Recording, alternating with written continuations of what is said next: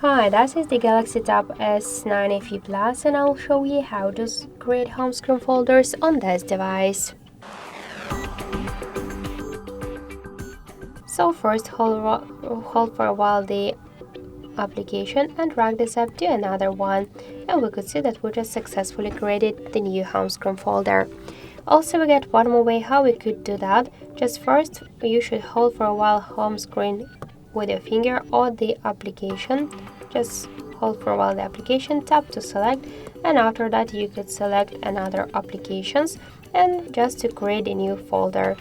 As you could see, that's so simple. And also you could just hold for a while the app inside the folder, select a couple of apps and to create a new folder from them. To give a name or to rename the applications, the folders, you should tap to folder name and enter just the new one, for example the apps. Tap to done.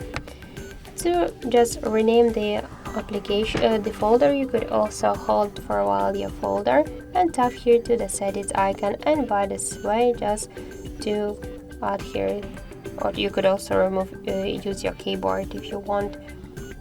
By this way tap to done, and that's it. We could also move folders on the screen or between the screens just by hold and drag it by this way. To remove the application from the home folder to the home screen, you should just hold and drag it. Also, you could remove the app from here just by hold the application and tap to remove icon. And also, if you want to add here more applications, a couple of apps in one click, just click to this plus icon, select the applications which you want to add, tap to done, and that's it. And to remove them from here, you could hold for a while the app, tap to select the applications and click to remove. And also you could switch this color of your folder, just tap to this white color and switch it to another one. Then just tap to done to save the changes, and that's it. And also you could remove all of the applications with a folder together, just hold the folder and tap to remove icon. So that's it, thank you for watching, and if you like this video, leave thumbs up and subscribe.